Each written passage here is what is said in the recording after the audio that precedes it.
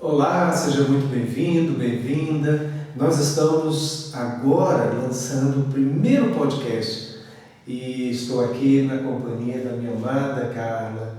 Que bom estarmos juntos fazendo essa experiência com o podcast, que é uma iniciativa tão boa e tão útil, tão rica, e podemos compartilhar muitas coisas que nós temos recebido de Deus e também através da nossa formação. Eu queria que você falasse um pouquinho para eles, para elas, acerca do propósito de nós estarmos aqui, a embaixada da família, não é? Enfim, o que nos move a estar gravando esse material para eles. É um prazer estar com você aqui nesse primeiro podcast, eu e José Campos, meu amado marido, onde nós decidimos, de acordo com a vontade do reino, fazer a diferença na vida das pessoas. Nós temos tantos conhecimentos, tantos aprendizados que nós estamos armazenando ao longo da nossa história, Eu já estou com 32 anos de psicologia e, prática e trabalhando, inclusive, com mulheres e com várias pessoas. E José com uma riqueza infinita dentro de relacionamentos de casais, com esse lado pastoral, agora com psicologia. E nós estamos aqui para juntarmos tudo aquilo que nós aprendemos para dar para você o nosso melhor, para fazer estabelecer o reino de Deus aqui na Terra. E o mais importante, nós vamos unir ciência com espiritualidade. Nós vamos fazer com que o ser integral, corpo, alma e espírito, seja desenvolvido, esteja aprendendo, esteja ressignificando e desenvolvendo o potencial máximo. E não vamos deixar de também dar um pouco de experiências pessoal, enquanto casal, enquanto individual, enquanto história de vida, porque nós temos que saber o seguinte: a nossa vida, em todos, até os tropeços, até as dificuldades que nós temos, elas são bases de crescimento e desenvolvimento pessoal. Então, nós estaremos aqui com esse podcast como se fosse por isso que estamos aqui, numa mesa de sala, de um bate-papo bem gostoso, tomando uma água, batendo um papo. Então essa é a nossa intenção, de estar com você batendo um papo e para que haja crescimento e aprendizado com todas as pessoas. Inclusive depois queremos escutar muito sobre você, que você faça suas perguntas para nós possamos estar respondendo a cada um dos seus questionamentos. Nós vamos receber perguntas, procurar responder, sempre com temas relevantes do seu dia a dia. Quer saber o tema que nós pensamos, escolhemos especialmente para hoje? Vamos falar sobre o poder da língua. A língua, a linguagem, aquilo que nos diferencia dos outros animais, enfim, é a questão da linguagem. A sociedade humana, ela surge a partir do domínio da linguagem. E hoje é tão importante nós falarmos sobre isso, porque essa mesma linguagem também é utilizada muitas vezes para o abuso, para a violência. A violência verbal está acontecendo de uma forma tão assolada em todas as culturas. Cara, as pesquisas que nós recebemos, feitas nos Estados Unidos, dizem que pelo menos 63%, quase 70% dos pais reconhecem que de alguma forma já utilizaram de abuso verbal com seus filhos. Uau. E esse abuso verbal, ainda na infância, onde a criança tem pouca condição ainda de diferenciar aquilo que está sendo dito como verdadeiro, muitas vezes algo equivocado, que ela não tem ainda essa noção, isso pode desaguar e estimular também outros transtornos que podem acontecer, e nós vamos falar sobre isso, tá bom? Começamos a falar, não poderia deixar de ser, acerca da Bíblia Sagrada. O que a Bíblia fala? Esse livro que atravessa séculos, atravessa milênios, com tanta sabedoria e direção para o dia a dia de nós. E aqui eu vou evocar uma passagem de Tiago, irmão de Jesus, aqui na Terra, E no capítulo 3, versículos de 3 a 6, diz assim: quando colocamos freios na boca dos cavalos para que eles nos obedeçam, podemos controlar o animal todo. Tomem também como exemplo os navios, embora não sejam grandes e impelidos pelos ventos fortes, são dirigidos por um leme muito pequeno, conforme a vontade do piloto. Semelhantemente, é importante que vocês compreenderem o que o Tiago está dizendo, semelhantemente, a língua é um pequeno órgão do corpo, mas se vangloria de grandes coisas. Veja como um grande bosque é incendiado por uma simples fagulha. Assim também a língua é um fogo. É um mundo de iniquidade colocada entre membros do nosso corpo. Contamina a pessoa por inteiro, incendeia todo o curso de sua vida, sendo ela mesma incendiada pelo inferno. O que Tiago nos alerta é que, de alguma forma, nós precisamos ter consciência de que, através da língua, através da linguagem, podemos levar bênção, mas também podemos levar maldição para as pessoas. Você, na clínica, de alguma forma, já atendeu pessoas que numa sessão terapêutica diziam assim: poxa, ainda ecoa na minha mente a fala de um pai, a fala de uma mãe ou de alguma pessoa de influência na vida dela? Já aconteceu? É muito interessante que sim. E olha, se a gente fizer essa analogia, né, de utilizar esse exemplo, essa metáfora que o próprio Tiago utiliza com um navio, né, que é contaminado por um pequeno leme, isso, dirigido, né? Essa língua dirige algo tão grande que é o navio. A língua também, que fere o outro, isso vai acabar dirigindo o corpo do outro humano no futuro.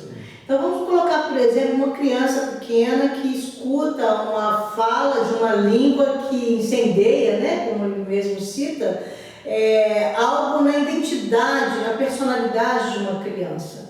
Então essa criança, por exemplo, ela escuta alguma fala de um pai, de uma mãe, ou de um líder, de uma autoridade, né, parental, ou até mesmo dentro do nível escolar, onde ela vai dizer, por exemplo, você não presta, você não vai dar nada quando crescer. Então essa fala, inclusive, ela vai acabar repercutindo na vida do adulto, a criança que ouviu, mas o corpo do adulto, esse corpo depois pode vir a adoecer. Porque exatamente a psicossomatose, hoje nós sabemos que são doenças que são no corpo, que vamos colocar, por exemplo, doenças de pele ou até mesmo queda de cabelo, e hoje nós sabemos que tem muitas doenças autoimunes, né, que inclusive não adianta remédio para diminuir o nível de sintoma que está acontecendo na pessoa, que não tem remédio que cura, e às vezes a base está na subjetividade de palavras ouvidas que estão repercutindo na vida do adulto, e a pessoa está tendo todo o seu navio, né, todo o teu corpo, toda a sua estrutura contaminada por causa de uma palavra dita de uma forma arrasadora. Uau. Compelida por ventos, né? Olha para você ver, esse vento é como se fosse essa ferocidade, essa tempestade que emerge, joga para fora, esse temporal, e vai bater num barco e quebrá-lo, né? Pode bater em um navio e destruí-lo, né? Pode inclusive vir a destruir uma vida em cima de uma fala. Isso é muito sério, gente. A gente tem que tomar consciência daquilo que sai da nossa boca e o que? Domar esse vento, esse temporal dentro de nós antes de lançar, porque depois que lançou não tem jeito de engolir de novo, né? Vai ter que vir lá consertar o estrago. E é interessante que o Tiago fala desse leme, né, desse barco, que ele tem condição de controlar um navio, às vezes, de toneladas, né? Exato. Claro, hoje nós olhamos assim a navegação, às vezes eu me assusto, falo assim, gente, como pode um navio desse tão gigante, né? Milhares de pessoas num cruzeiro, por exemplo, dentro de navio de vários andares, etc. Mas temos que lembrar que é um leme.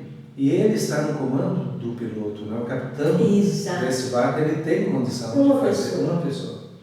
Uma questão também interessante, cara, que eu quero levantar, é que a violência verbal, depois no próximo bloco eu vou falar inclusive da pesquisa da PUC, aqui de Minas Gerais, etc.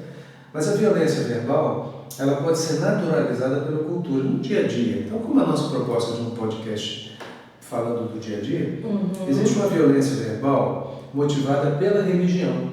Sim. É interessante que existem pessoas que muitas vezes elas são machucadas, magoadas por pessoas sem perceber, ou às vezes até tendo consciência disso, dizendo, você é um demônio, minha vida, você vai para o inferno fazendo isso, aquilo, o diabo fala através da sua boca.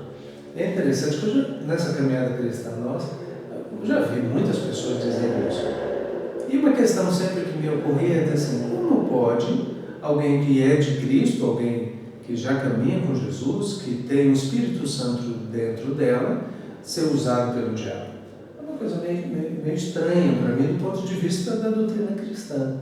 Porque uma vez que Deus habita dentro da pessoa, Ele é um todo-poderoso e o seu Espírito está ali, muitas vezes a pessoa ela entende que aquela fala daquela pessoa, que é humana, muitas vezes disfuncional, uma fala adoecida, está sendo uma fala do diabo.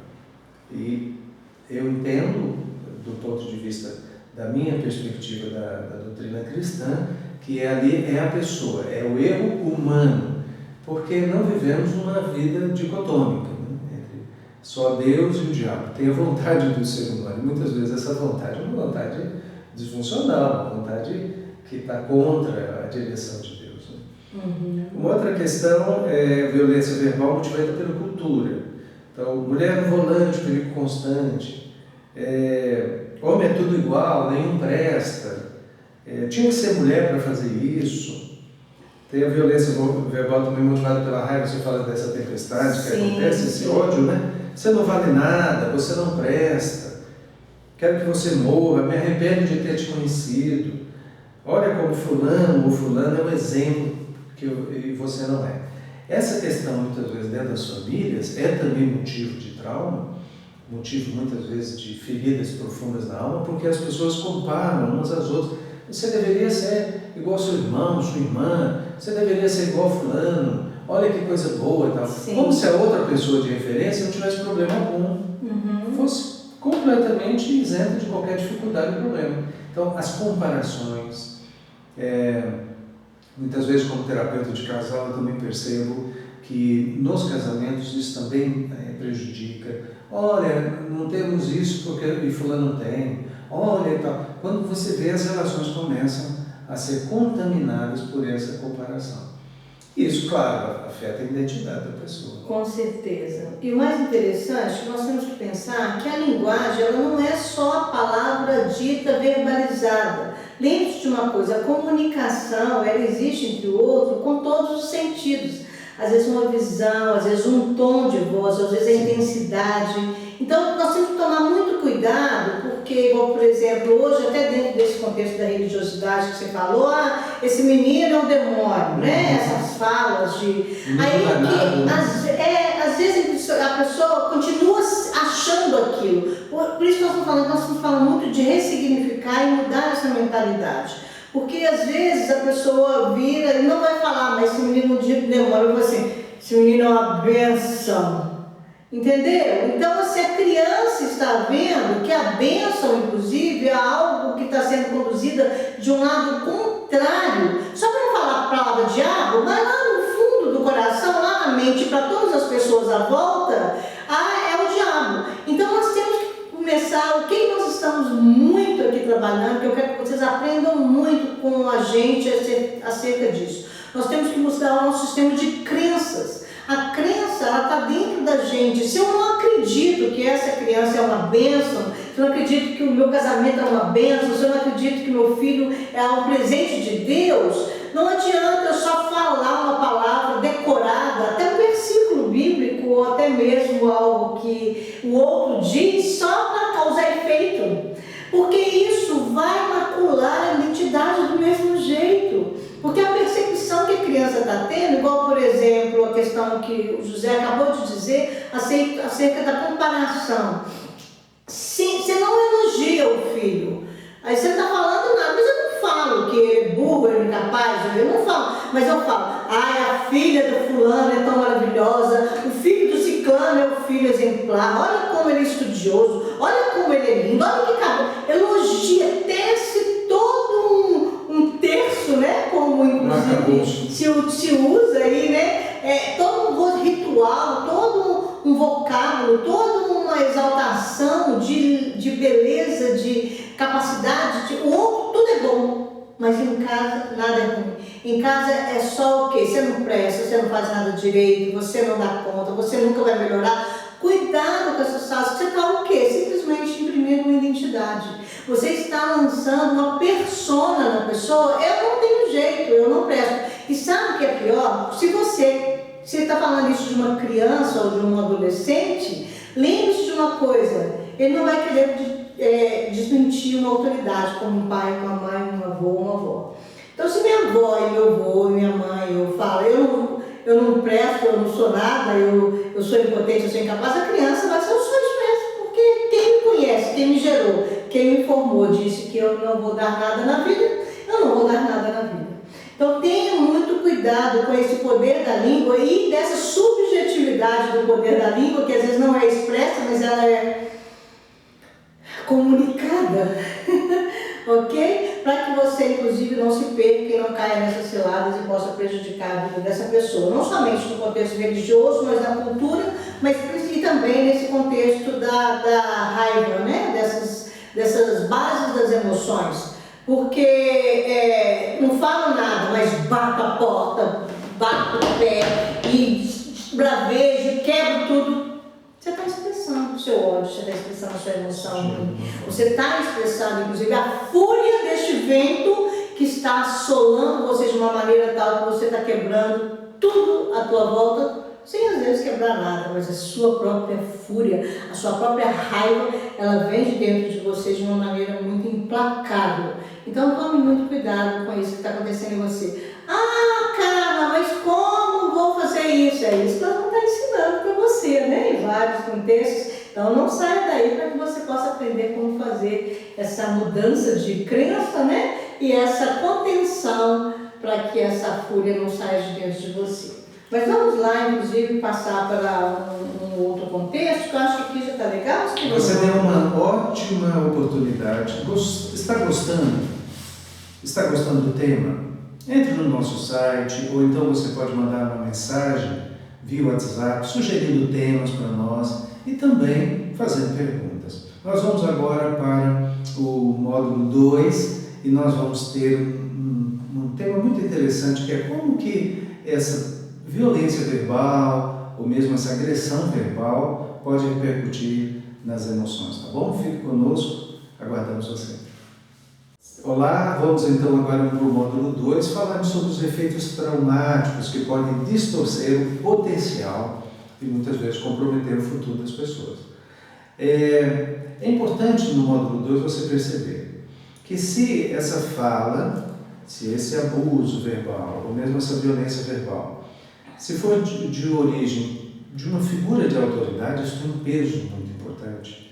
Se estiver num momento de fragilidade, não é, Carla? Porque tem momentos que nós ficamos mais vulneráveis a uma fala, né? E é interessante que já aconteceu comigo, não sei se com você, de procurar alguém que você considera de referência, né? Como eu estou? Por exemplo, como é que eu estou fisicamente? Como é que eu estou, às vezes, uma performance de trabalho, mesmo de ministério? Você fica com aquela expectativa de que a pessoa vai reforçar positivamente, vai te trazer uma palavra de estímulo, e de repente a pessoa diz assim, ah, não, você está isso, está aquilo, mas te pega num momento de vulnerabilidade. Sim, sim. Então, isso tem um peso muito, muito também relevante. E às vezes entra no espaço da alma e pode criar um bloqueio, às vezes. Comprometimento. Um comprometimento. Eu já vi pessoas, às vezes, usar vamos dizer assim, palavras grossas, de grosserias. E a pessoa dizer assim, não, eu sou assim mesmo, porque eu sou direto, eu sou uma pessoa muito direta naquilo que eu falo. Eu digo assim, olha, não vejo isso como uma pessoa direta, não é? Ela está sendo grosseira, está sendo insensível. É como uma pessoa, por exemplo, chegar numa festa de, sei lá, de 15 anos ou de casamento, perguntar como é que ela está, e a pessoa, mas olha, tem aquele detalhe no seu vestido, olha o seu cabelo. Não é um momento para falar daquilo. A pessoa está sensível, tá, né? Uma outra questão é se ainda não tem a sua a identidade consolidada. Porque se nós pegarmos crianças, ou mesmo adultos, a pessoa entra numa fase adulta, mas ainda está consolidando a sua identidade. Ela está querendo buscar em Deus, ou mesmo na sua própria existência, uma consolidação da sua identidade. Quem ela é? Por que veio ao mundo? Né? Para onde vai? Enfim, essa questão tão nuclear em nós, que é a nossa identidade.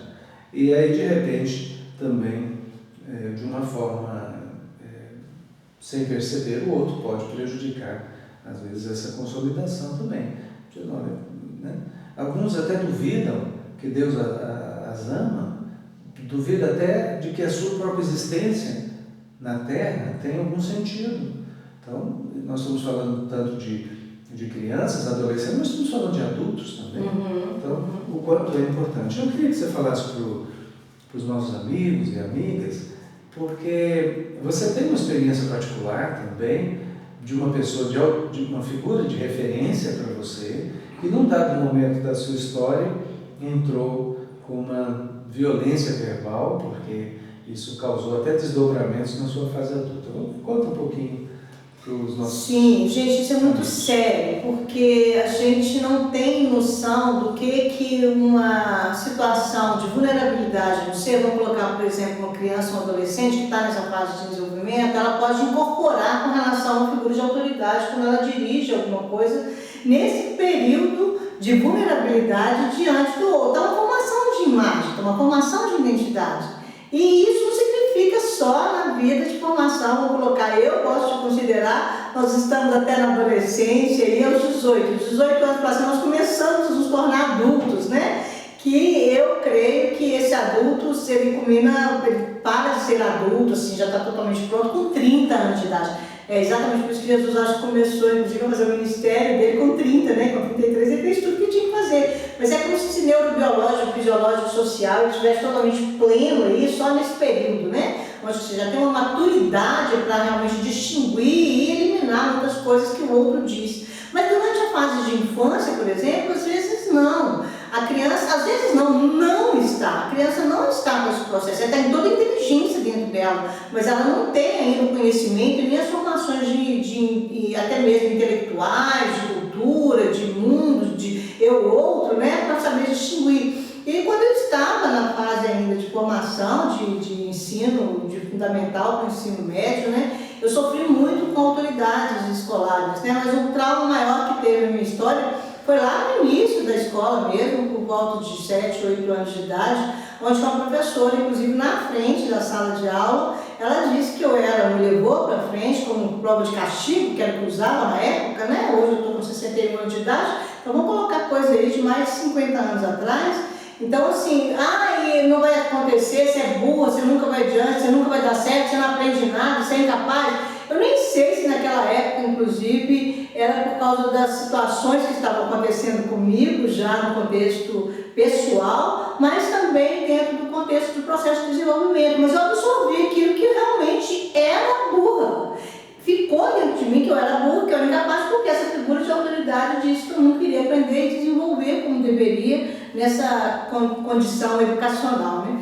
Isso traumatizou tanto a minha história que eu só vim ressignificar e reprocessar essa informação. Olha, eu já tinha passado no vestibular, passei no vestibular da primeira vez que eu tentei, tinha feito, inclusive, já faculdade, 5 anos de faculdade, sem nunca ter sido reprovada em nenhuma matéria, e mesmo assim eu continuava me sentindo uma fraude. Pra você ter ideia, eu achava que eu, inclusive, enganava os outros com as minhas intervenções, eu passava por sorte, ou alguém deslizou comigo, mas eu não me sentia capaz e nem tão pouco habilitada para realmente estar fazendo aquilo que eu fazia. Você tem ideia, eu já tinha mestrado em teologia, que na época do mestrado nós casamos, né?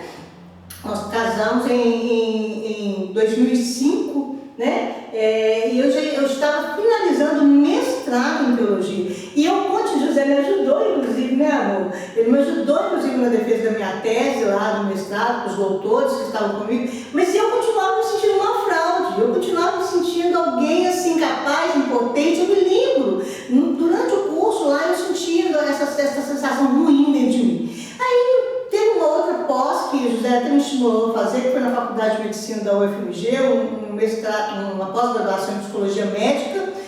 E nessa, olha para você ver como é que o meu cérebro só voltou a ressignificar isso depois. Um doutor, que era um médico, né, eu acho que ainda está vivo até hoje, ele inclusive deu uma aula lá e ele tinha dado o semestre todo só. No semestre que vem, eu vou dar para vocês o DSM. O DSM é a classificação de doenças psiquiátricas que os psiquiatras têm. Mas ele dá para uma turma de psicólogos que estavam formando em psicologia médica, e queria escolher dessa turma, eu acho que eram 6, 7 pessoas, só para dar esse DSM que eles tinham recebido, que era o DSM-4, que era o mais atualizado da época. Hoje nós já temos os 5, né? Os 5 vai entrar. Os 5 vai entrar. Inclusive, esse daí tinha categorias, tinha que ser o mais participativo, que tivesse melhores notas, tinha um monte de itens que ele iria colocar para que a pessoa ganhasse com destaque, né, dos alunos do semestre anterior. E eu, com certeza, já estava na minha cabeça, com certeza eu não vou ganhar isso. Se eu quiser esse DSM, eu vou ter que comprar no futuro, né? E aí passou o semestre, estava no início do segundo semestre, o professor chegou, e eu tenho esse DSM até hoje aqui, né? Ele chegou e chamou, né? Carla. Aí eu olhei para trás, deve ter alguém aluno novo nessa turma, né? Algum aluno de outra sala, sei lá o quê. Até um improvável, eu pensei, porque era para a nossa turma, né? E não tinha outra cara, só tinha eu fiquei procurando a Carla. Aí ele falou de novo, para a segunda vez, eu continuei sem entender, até que ele pegou Carla Ivonete Silva Campos. E aí, fui eu, assim, o primeiro nome a chamar fui eu. Então, assim, na hora, aquela figura de autoridade da sala, veio a cena, a sensação, a percepção lá de trás, e eu fiquei assim, congelada e com a barriga fria, tremendo. Por quê? Uma figura de autoridade estava desfazendo aquilo que a figura de autoridade anterior tinha feito, né? Então, antes do envergonhamento e agora eu recebendo aplausos e reconhecimento. Então, dá para entender uma fala, só tem que assim, gente, às vezes a gente fica assim, trauma é só uma vez. Não é uma vez, é uma vez e a pessoa acaba acreditando naquilo, aí vem um outro e fala de novo, o outro fala outra coisa, o outro fala. Então, o trauma ele se instala quando tem reafirmações de uma questão várias vezes, em vários contextos diferentes, né? Senão a pessoa fica achando, falei uma vez, traumatizei. Não é por aí. Então, assim, como eu, inclusive, tinha essa crença, eu acabei desenvolvendo comportamentos disfuncionais para reafirmar que aquela crença daquela autoridade era verdadeira. Dá para entender? Então, é isso que nós temos. Estou falando que a base da crença ela é muito forte. Por quê? Aquilo que o José falou acerca, até mesmo das frases populares, né? Eu deixei de ser branco para ser franco, né? Eu dou um boi para não entrar numa briga, mas dou uma boiada para não sair. São as crenças, são os ditos populares que você acredita nele, você acaba reproduzindo esses padrões de comportamento ensinados pela sociedade, ou aprendidos pela cultura, ou aprendidos na família. Você acaba reproduzindo isso e reafirmando, às vezes, uma crença errada de identidade ou de persona que tenha sido aprendida ou escutada ou ouvida por você em fase bem remota. E um detalhe interessante que me chama a atenção na sua fala é que todos nós, de alguma forma, na nossa jornada, recebemos críticas, elogios, faz parte. Por que algumas críticas ou alguns comentários, e hoje mais ainda com a questão de rede social, internet, etc., por que para algumas pessoas isso tem um impacto maior do que para outras? Por que em dado momento, para você mesmo, aquele comentário, que às vezes é um comentário negativo, prejudicial, não te atinge? Porque cada ser humano é único e cada momento que nós estamos vivendo também é único. Cada momento é único. Por isso que Jesus fala, não julgueis para não seres julgados, não condeneis para não seres condenados. Porque da mesma forma que condenais e você julga, você será julgado também. Por quê? Nós não sabemos porque a pessoa está naquela condição. Às vezes ela está numa condição hoje precária, mas você não sabe o passado dela, se ela foi violentada, se ela foi machucada, se ela teve escassez, se ela passou por violência, se ela passou por várias circunstâncias que acabou colocando a pessoa naquela condição atual. Então vamos primeiramente não julgar, que eu acho que a primeira coisa é isso, né? Parar de ser juiz das pessoas, nós não temos que ser juiz de ninguém. Se exatamente o que você já falou, se alguém chegou para te pedir uma opinião, cita as qualidades que a pessoa tem, depois você fala, você pode melhorar nesse ponto. Então, primeira dica que nós já damos aqui, quando o outro chegar para você para pedir o que você acha disso, se ela está te perguntando, ela está te vendo como uma figura de referência. Então, diga as qualidades que a pessoa tem. Poxa vida, nossa José, seu cabelo é tão lindo, como esse blazer está bem em você, eu gosto tanto da sua capacidade de inteligência, como inclusive... Coloque a base de suporte para a pessoa primeiro, para que ela dê conta de suportar o que vem de correção, para que ela possa ressignificar o que ela precisa. A pessoa diz, eu acho, eu sugiro que você possa melhorar, ponto. Aí dá uma sugestão, ok? Mesmo que a pessoa te pergunte alguma coisa, você sabe que está muito ruim, mas não vai querer já detonar isso, aí você não está ajudando nem auxiliando a pessoa dentro do contexto para ela crescer e desenvolver, né? Muito bem. Vamos para o módulo 3 e nesse próximo módulo você vai saber sobre uma pesquisa de Harvard de 2016, foi publicado numa revista especializada de Harvard nos Estados Unidos, uma pesquisa sobre essa correlação entre o abuso verbal, a violência verbal e também os transtornos mentais, tá bom? Fique conosco e esse tema vai ser muito interessante. Espero você. Até já. Olá, seja muito bem-vindo, bem-vinda. Vamos falar agora do módulo 3. Uma pesquisa de Harvard de 2000, uma publicação, na verdade a pesquisa é um pouco anterior, mas foi publicada em 2016 numa revista especializada de saúde, que confirma os efeitos traumáticos da violência. Então, vamos aqui ler o texto. Olha, a agressão verbal machuca, no mínimo, tanto quanto a agressão física. Então, a agressão verbal machuca, no mínimo, tanto quanto a agressão física. Repreensões, xingamentos, gritos, insultos, ameaças, ridicularização, humilhar, criticar podem ser tão prejudiciais quanto o abuso físico ou sexual. Olha que interessante, olha o patamar que essa situação está.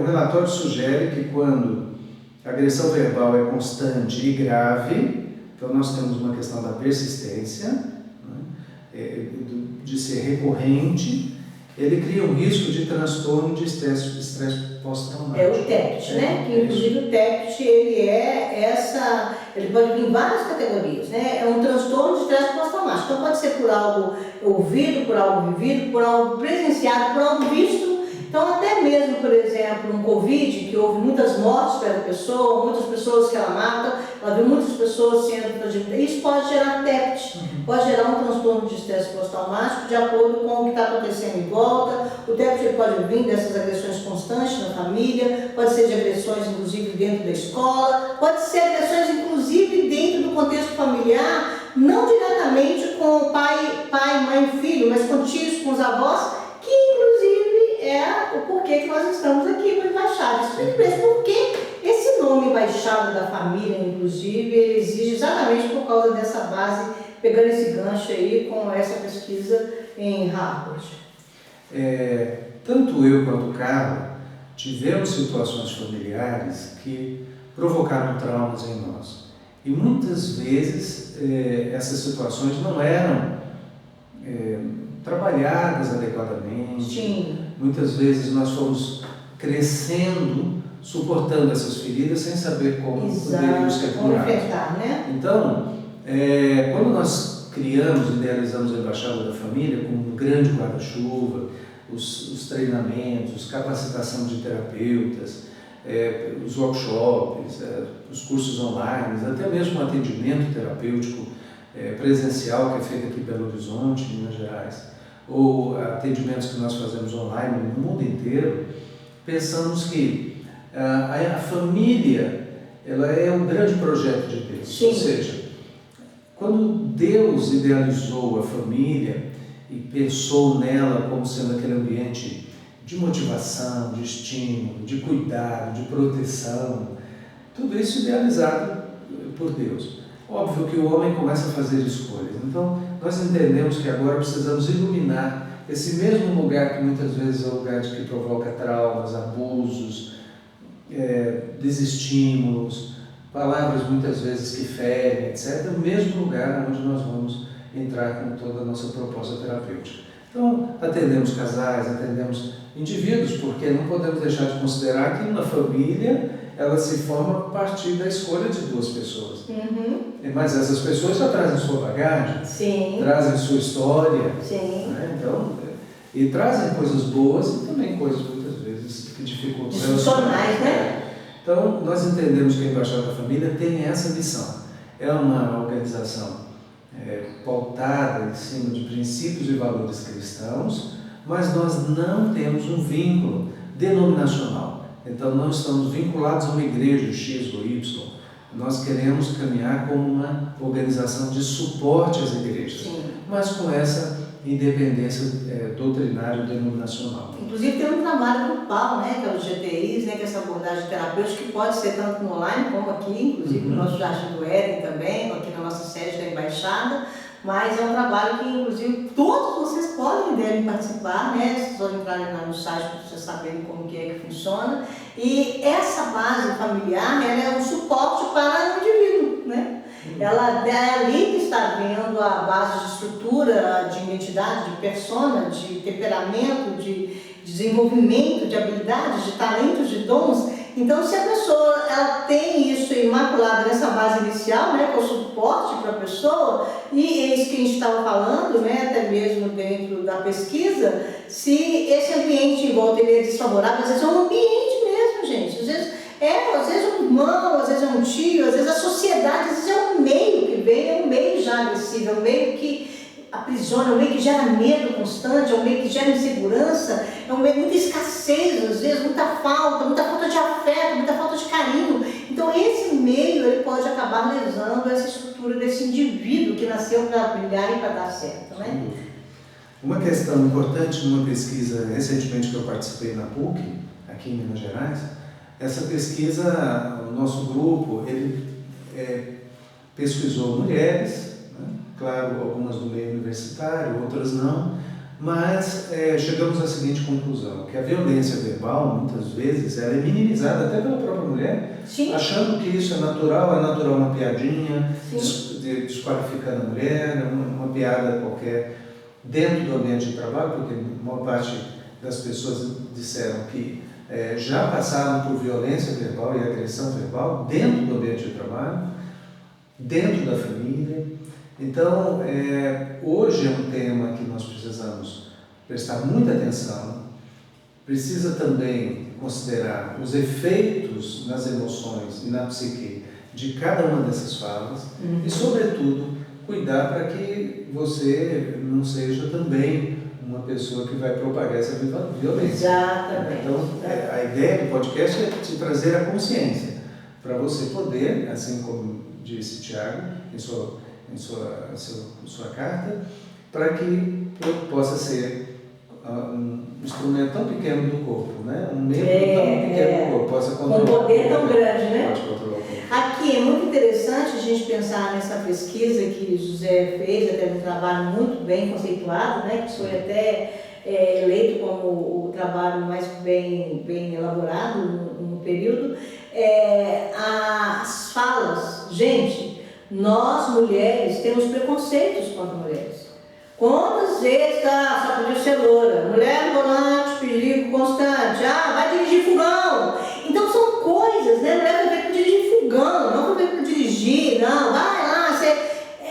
É um preconceito de uma linguagem de agressão verbal contra nós mesmos.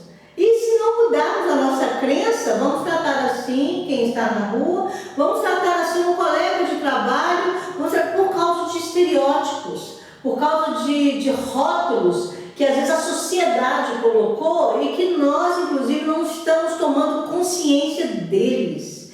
Uma coisa muito séria, gente, que eu gosto muito de uma frase de Jung, que ele dizia o seguinte: enquanto não tomarmos consciência, a nossa inconsciência nos guia, nós vamos chamar isso de destino. O que é isso? Você lembra do iceberg? Do iceberg, que inclusive o Titanic, né, muito nítido, a pontinha do iceberg estava ali, eles achavam que era só uma pedrinha, mas por debaixo existia toda uma camada de gelo, né, que destruiu o navio. Né? E a nossa mente é muito isso, né? Eu gosto de dizer que a nossa consciência é a nossa unha e o resto do braço é a inconsciência. E às vezes nós achamos que estamos sendo guiados por isso.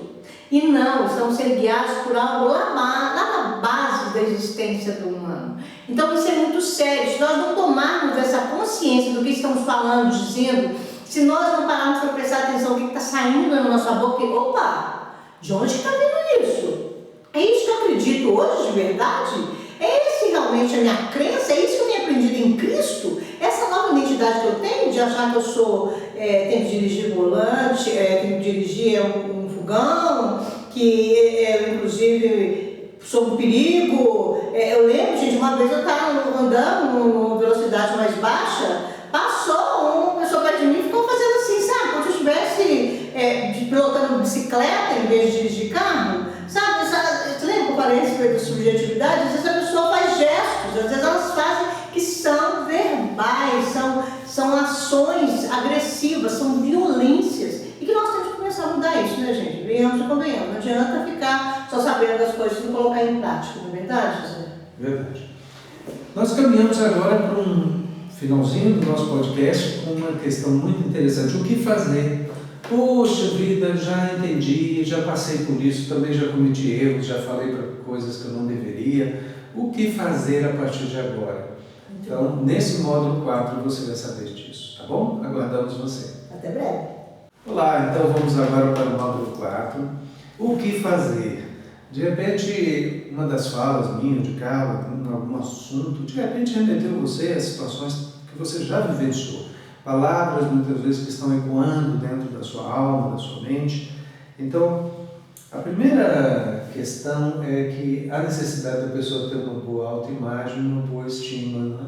Uma autoestima, né, Carla? Sim. Mas como é que se consegue isso? Num mundo onde tantas pressões, tantas dificuldades de relacionamento, muitas vezes acontecem nesses relacionamentos dificuldades. Como é que você pode orientar, dar uma dica para essas pessoas? Bom, gente, a primeira coisa é você ter um autoconhecimento, né? Você saber quem que você é. Esse autoconhecimento não é só, olha, eu sou formado nisso, eu tenho essas e essas habilidades, eu tenho... Não, isso aí são qualificações que você tem, que você desenvolveu.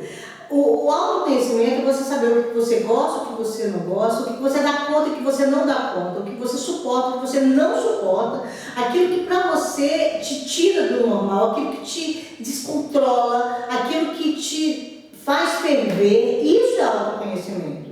E se você tem esse autoconhecimento, você consegue realmente saber que tem determinadas coisas que disparam em você alguma situação difícil, você tem que fazer práticas para que você, inclusive, contenha esse furor, né? Ou até mesmo essa fala do outro, porque nós vamos dar outras dicas para você trabalhar, inclusive, essa imagem de uma forma de verdade, né? Quem que você é, o que você nasceu para ser e fazer, e não o que realmente você aprendeu. Mas a primeira coisa que você tem que começar a saber é o que é para ele, porque essa fala que a pessoa faz comigo, ela me destrói, ela me deixa muito mal. Então, se isso veio mal, você tem que parar para perceber qual parte sua lá de trás é que está sendo impactada por isso. Lembra que nós dissemos a respeito de, às vezes aconteceu na infância, na adolescência, às vezes você de hoje não, você já sabe que você é boa, você já sabe que você é capaz, mas tem uma parte sua da menina, você lembra da história que eu contei para você lá atrás, minha?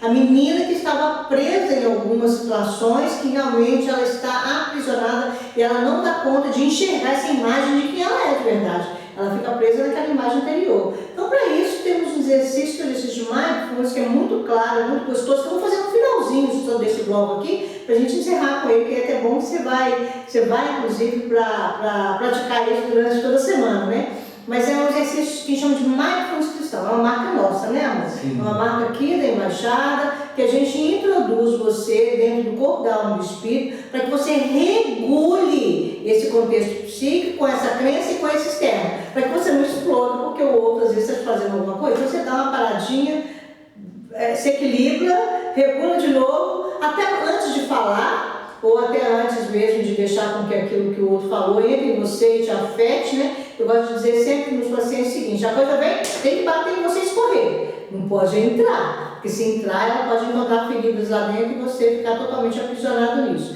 Então, é a primeira coisa, então, o autoconhecimento, você saber quem você é e o que isso interfere em você. Aí, mais quando eu vou ensinar no finalzinho. Qual que seria a segunda coisa que seria importante a pessoa fazer para lidar com esse poder, essa língua aí tão cheia de fogo? Olha, eu entendo, Carla, que é estabelecer limites.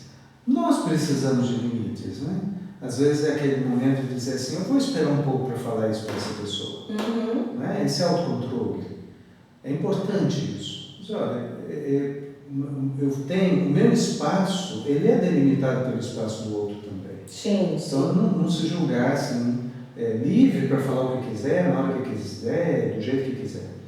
Então, estabelecer esse limite. Mas também é importante quem é agredido verbalmente ou agredido dentro de um contexto de trabalho, mesmo na vida cotidiana, dizer ao outro que aquilo está magoando, Sim, sim. que aquilo está ferindo, porque muitas vezes a outra pessoa não tem consciência completa. Então, é importante estabelecer um limite. Olha, eu não quero que você se dirija a mim desse jeito, nesse tom de voz ou dessa forma, porque isso é agressivo para mim. E isso é muito importante, porque vivemos num mundo relacional, vivemos num mundo de relacionamentos. E se a pessoa não se posicionar, o que o outro, as pessoas não vão o tempo todo perceber o quanto danoso está sendo para a pessoa naquele tempo da vida dela. Exato. Pode ser que em outro tempo não tenha tanta importância, mas naquele momento tem. Então eu creio que eu estabelecer limites. E para estabelecer esses limites, inclusive a pessoa fazer a pontuação na hora que a coisa está acontecendo, tá, gente? Porque as pessoas tendem o quê? A pessoa falou, ela vai concordando, ela vai deixando, depois chega em casa, eu deveria ter falado aquilo com fulano, eu deveria ter colocado ela no lugar dela, eu deveria ter bloqueado ela com relação àquilo que ela estava dizendo, porque às vezes a própria pessoa está dizendo com relação ao que ela está irritada no dia, ela não está bem, ela está nervosa, ela está ansiosa. Opa, calma, por que você está desse jeito comigo? Por que você está falando dessa maneira? O que aconteceu? O que eu te fiz? Então até para o outro um pouquinho, porque o outro às vezes não está nem vendo que ela está... Poxa vida, desculpa, não é nada com você não, eu estou só descarregando, né? Então se você tem esse autoconhecimento e você dá uma pausa no outro, porque o outro está ansioso, o outro está nervoso, o outro está com expectativas, com N coisas, então você que vai dar esse tempo. Time, para. Peraí, o que aconteceu? Por que você está falando comigo desse tom? Por que você está falando isso comigo dessa forma? Não, peraí, não dá para fazer isso agora por causa disso. Infelizmente, a sua vontade não vai dar para ser cumprida. E olha que você vê, muitas vezes isso é dentro de casa. É engraçado que a gente tem esse, vamos dizer assim, esse equilíbrio, essa sensatez do lado de fora, com os amigos, com quem a gente não tem tanta intimidade relacional, né? Mas dentro de casa, geralmente, essa coisa sai à torta e à direita, sai de qualquer maneira, aí acaba trincando os vínculos familiares. Sem dúvida, e causando trauma. Causando dores, né, feridas e dificuldades de conviver com a pessoa. Uma dica do que fazer também é quando você recebe algo, você percebe que é uma fala, uma agressão, uma violência, colocar na perspectiva de Deus. Sim, sim. Então, a pessoa diz que eu não presto, que tudo que eu faço dá errado, que eu não consigo levar nada adiante na vida. Qualquer coisa que você percebe que é uma violência para aquele momento da sua história, você colocar assim, Deus me disse que eu não valho nada. Não vale nada, não. Deus nunca falou isso para mim. Que eu não consigo levar nada adiante. Jesus disse que sua vida não vai dar certo? Foi isso que ele falou? Porque você nasceu para ser mais que vencedor em todas as coisas. Porque é uma forma de você criticar aquilo que você está recebendo e, sobretudo, não deixar isso no campo da emoção, mas no campo da cognição. Porque no momento que você raciocina, racionaliza sobre aquilo, sua grande chance, e tem que ser feito como você disse na hora. Tá. Inclusive, eu gostaria muito que você pensasse, falasse com Jesus. Jesus fala que a gente tem que ter a mente dele. Nós temos a mente de Cristo. Nós temos que pensar, enxergar como ele pensa. Então, é exatamente isso. O meu pai é que me enviou. O meu pai é que sabe o que eu estou fazendo. O meu pai, ele diz quem que eu sou. Então, coloque no pessoal. Coloque essa intimidade relacional com Deus como seu pai. O meu pai diz que eu sou mais que vencedor em todas as coisas. O meu pai diz que eu posso tudo porque ele está comigo e me fortalece. O meu pai diz que eu nunca estou só, que ele nunca me abandona. O meu pai, entendeu? Então a gente tem muito, a gente aprende muito, a gente conhece muito da palavra, mas parece que ela existe só para o outro, né? Ele diz para o geralzão, mas é a intimidade, o amor de Deus. O meu pai me ama, ele sonhou comigo, ele me desejou, ele me quis. Eu sou um projeto, eu sou um sonho que nasceu para dar certo, eu nasci para brilhar, eu nasci para desenvolver meu talento, eu nasci para ser luz. Tá me entendendo? Então é essa intervenção dentro da verdade. Jesus diz, eu sou o caminho, a verdade e a vida. Ninguém vai ao Pai se for por mim. Então, através de Cristo, só para você ver, nós temos essa ligação. Religião é religar, né? Essa ligação direta com o Pai, onde você absorve essa nova identidade nele. E olha que legal, você já está tendo uma identidade diferenciada. Eu gosto sempre de dizer, você cruza a identidade que você tem em Cristo e vai checando isso com a identidade que você recebeu na Terra. Então vai cruzando isso aí, que você vai vendo como é que você vai se acudando muita coisa dentro de você. Uma outra coisa que fazer é aprender a perdoar. Uau! Por quê? Porque muitas vezes as pessoas falaram, te magoaram de uma forma consciente ou não consciente, e aquilo ficou armazenado na alma. Aprender a perdoar é um aprendizado, não é um estalar de dedo, mas é importante. Por quê? Porque muitas vezes aquela pessoa falou, nem se lembra mais que falou. Exatamente. E muitas vezes ela não está dando a menor importância, mas você que recebeu está ali guardando por 1 ano, 2 anos, 10 anos, 20 anos. 50 anos de cara. Então recebeu, machucou, já faz o exercício do perdão. Como se faz isso? Uma das técnicas que eu ensino é você se colocar no lugar daquela pessoa e dizer assim para você mesmo. Se essa pessoa tivesse a preparação, a maturidade, a experiência com Deus que eu tenho, ela agiria assim? Sim.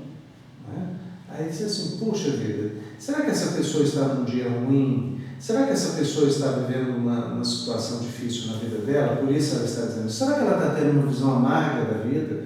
Uma vida sem esperança? Por isso ela me tratou desse jeito? Então quando você faz isso, que nós chamamos de pensamento consequencial, nós compreendemos que o outro pode estar falando aquilo por uma limitação mesmo, do momento, uma limitação pessoal, e às vezes ela não viveu aquilo que você já viveu, não tem a maturidade que você tem, ela está numa outra vibe, num outro momento da vida dela, e aí você começa a dizer, eu perdoo, né? Às vezes não pessoalmente, mas dentro de você, dizendo, eu não quero carregar esse peso, não quero que isso seja um obstáculo para o meu crescimento, para o meu futuro, para o meu potencial.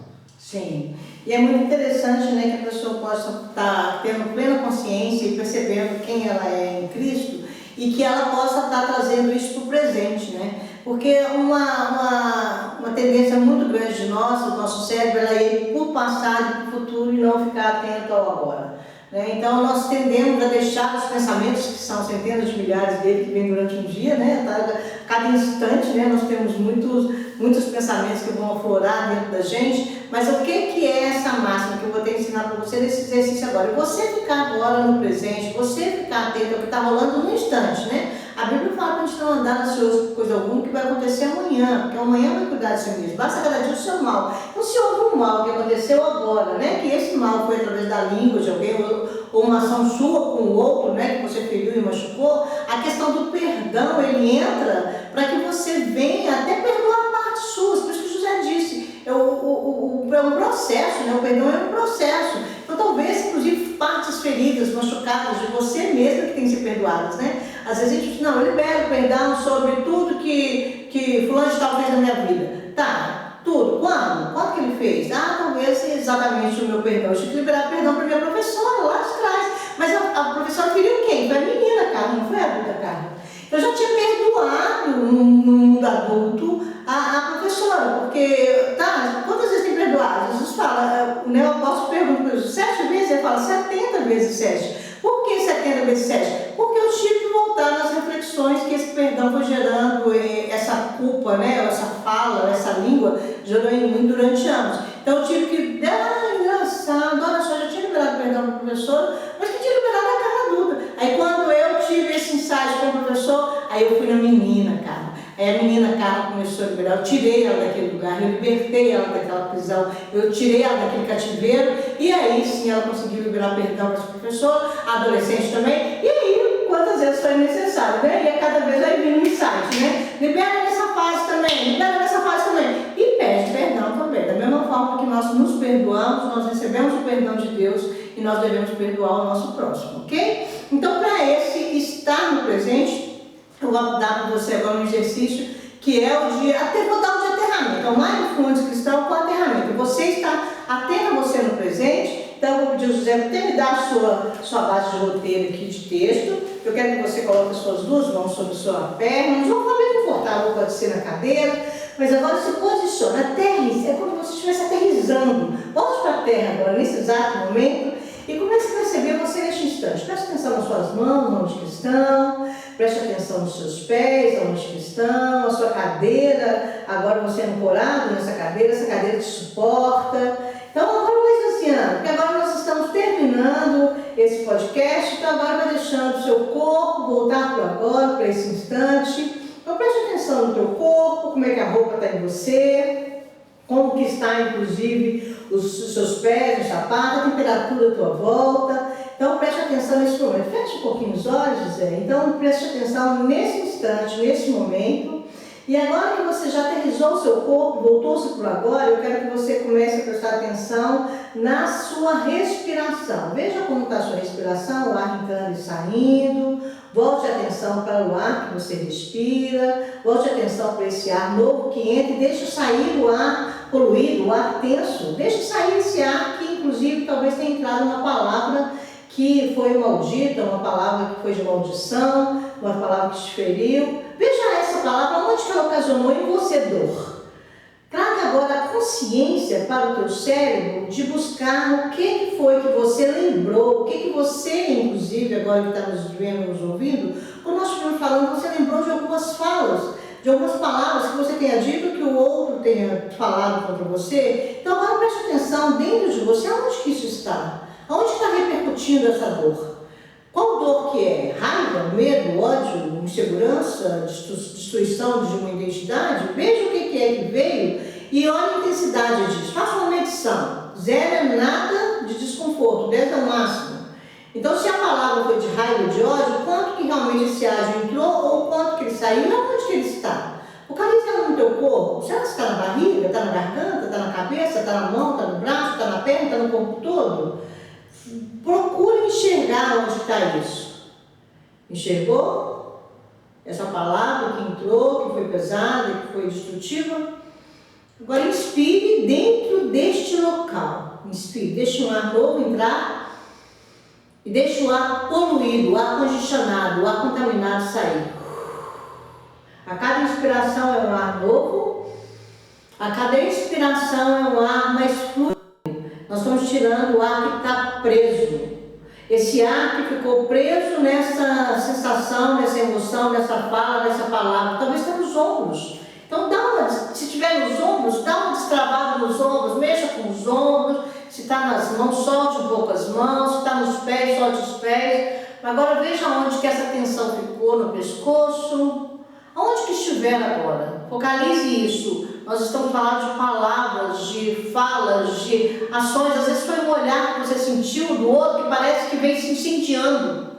Esse ar, esse olhar, essa fala, esse ambiente contaminou. Então agora comece realmente despregando isso de você, tirando isso de você, tirando de você esse ódio, essa raiva, essa angústia. Muito bem, mas focaliza onde que ele ficou preso. E agora, como rios de águas vivas, permita com que águas vivas que vêm direto do trono de Deus lave e limpe este lugar. Talvez esse rancor no coração, essa dor na alma, essa dor no estômago, essa dor na cabeça, que gerou esse desconforto neuroquímico, né? Até mesmo neurofisiológico, está tensionando o teu corpo, está trazendo uma psicossomatose, uma dor, um desconforto em você agora. Isso, muito bom. Agora eu quero que você experimente o ruar, o fôlego de vida. Deus soprando vida na tua vida e Ele trazendo sobre você, nesse instante, cura para essa palavra que entrou em você. Que esse ar agora seja um ar novo, um ar fluido, um ar saudável. Deus falou que Ele soprou em suas narinas fôlego de vida e você passou a ser alma vivente. Então agora que essa vida do Senhor possa emergir na tua vida, do alto da cabeça até a planta dos seus pés, e que você possa sentir a leveza e a cura nesse instante, para essas palavras, para essas falas, para essas situações que você vivenciou. Muito bom. Agora se prepare para voltar para o tempo presente, para agora. E faça esse exercício quantas vezes for necessário, quantas vezes for preciso. Se você lembrou de várias palavras, de várias fases, só repetir em cada uma delas, mas você tem que perceber aonde está essa tensão, aonde que está esse desconforto, aonde que estão essas palavras, aonde que elas ficaram alojadas, aonde que ficou contaminado, ficou preso, ficou retido durante tantos anos. Ok? Então que você possa praticar isso e que você possa crescer, desenvolver e ressignificar toda essa história, sabendo quem que você é em Cristo. Muito bem, parabéns, cara. Parabéns, José Campos. Eu espero parabéns você que ouviu, né? Sim, gente? Espero que você tenha gostado. Olha, nos dê, não é, os comentários, nos siga nas redes sociais. Vai ser tão bom poder interagir com você. Um grande abraço, que Deus te abençoe, te ilumine. Isso. E estaremos aqui com novos temas e novos dias, tá bom? Beijo no teu coração. Tchau, tchau. Divulga esse podcast para quantas pessoas você quiser. Tchau!